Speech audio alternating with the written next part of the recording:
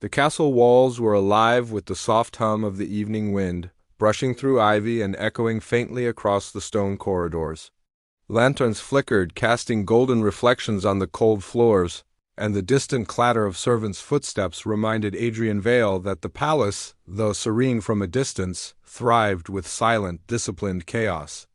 Adrian, captain of the royal guard, stood in the shadowed hallway outside the princess's chambers.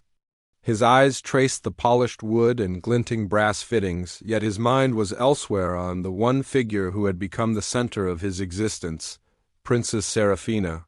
Seraphina had always been a mystery to him. Graceful, composed, yet beneath her polished demeanor lay an intelligence and curiosity that set her apart from all the others in the court. He had watched her from a distance for months, first out of duty, then slowly, inexplicably, out of something that went beyond responsibility. Something dangerous, something forbidden. He had trained himself to deny it, to see her not as a woman, but as the charge he had sworn to protect. But the more he tried, the more impossible it became. The door before him opened quietly, and Seraphina stepped out. Her gown, pale as moonlight, brushed the floor as she moved, and her eyes, those luminous, questioning eyes, met his. "Adrian," she said softly, her voice like velvet, "you're still here?" He bowed his head, keeping his composure. "Always, Your Highness. The palace must remain safe, and I remain at your service." She smiled faintly, though there was an unspoken tension in her gaze. "At my service, or at your own heart's peril?" Adrian's breath caught. Her words were playful, but there was danger in them, a subtle testing of boundaries he was not permitted to cross. "My heart," he said cautiously, "is of no concern when duty is at stake. Is that what you tell yourself to sleep at night?" Her smile widened, but her eyes glimmered with something darker, loneliness, perhaps, or longing. "I see the way you watch me, Adrian. I see it." He should have looked away, retreated into his armor of discipline and restraint, but he could not. Instead, he stepped closer, his shadow merging with hers. "Your Highness," he whispered, close enough for only her to hear, This is forbidden." "And yet," she said, moving closer until the faintest warmth of her hand brushed his, "it feels inevitable." The tension that had been simmering for months boiled over. Their hands lingered, almost touching, and the world outside ceased to exist. In that fleeting instant, Adrian felt the weight of his oaths clash violently with the pull of his heart. Duty, honor, loyalty, all the principles that had guided him for years crashed against the force of desire that was impossible to deny. Days passed in a delicate dance of stolen glances and subtle touches. They met in secret. The gardens at midnight, the library where no one would enter, hidden alcoves of the palace where the night could swallow them whole. Every encounter was both a thrill and a torment. Every whispered word felt like rebellion. Every brush of skin, every lingering look, was a risk that could cost Adrian his life and perhaps Seraphina hers. One evening, the stars spilling across the sky like shards of silver, they met in the west tower, the moonlight pooling around them. Seraphina leaned against the stone railing, her hair catching the light, and Adrian approached quietly, his heart pounding in his chest. "I cannot keep hiding from this," she said, her voice trembling. "I cannot live a life where I see you and feel this, but never touch it, never speak it. You know what would happen if anyone discovered us," Adrian replied, though he reached for her hand anyway. "The Queen, the court, my duty, it would all be for nothing. And yet," she whispered, gripping his hand, "here we are." He turned her hand over, pressing his lips to her fingers as if sealing a promise he wasn't allowed to make. "Here we are," he repeated, his voice low, almost a prayer, but paradise is fragile, and theirs was no exception. Whispers began to circulate through the castle corridors, subtle yet sharp as a blade.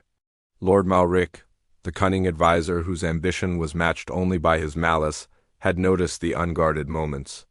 He began to watch, to wait, to plot. Adrian felt it in the air, the sudden tension among the guards. The way servants avoided their eyes, the way the Queen's gaze lingered on Seraphina with suspicion. Danger was closing in. One fateful night, as Adrian escorted Seraphina to a hidden garden beneath the crescent moon, they were discovered.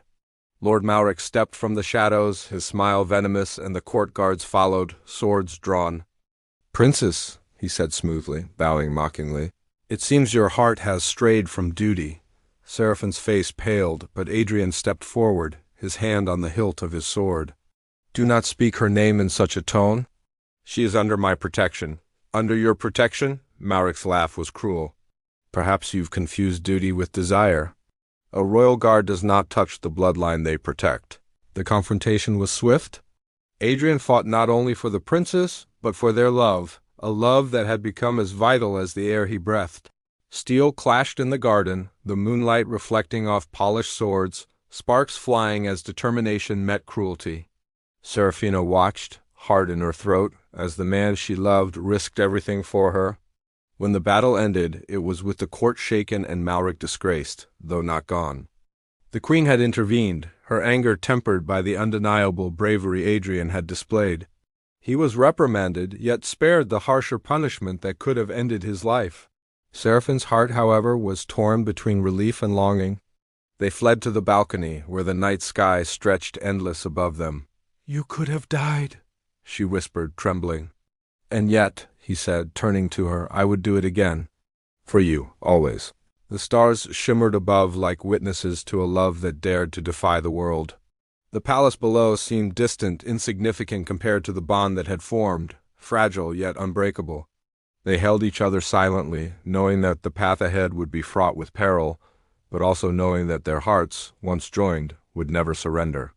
In the days that followed, the court grew wary, but Adrian and Seraphine's secret was preserved, their stolen moments treasured in the shadows. Letters passed in coded lines, meetings in the hidden corridors, glances that spoke volumes where words could not. They had learned that love, even when forbidden, could survive in silence, in courage, and in the unwavering promise to never let go. And so, amidst the splendor and the dangers of the palace, a love blossomed that was stronger for being forbidden, a love that would endure. Whispered between stone walls and moonlit gardens, a bond forged in secrecy but unyielding in devotion. The royal guard and the princes knew that the world might never approve, that whispers and politics would always threaten their hearts, but they had discovered something far more powerful than duty or fear, a love worth defying the world for. Adrian held her hand one final time before the night gave way to dawn, and they both knew that every heartbeat, every stolen second, was a triumph of the heart over the chains of expectation. They were bound together not by law nor by title, but by something infinitely stronger, the impossible, undeniable, unstoppable force of love.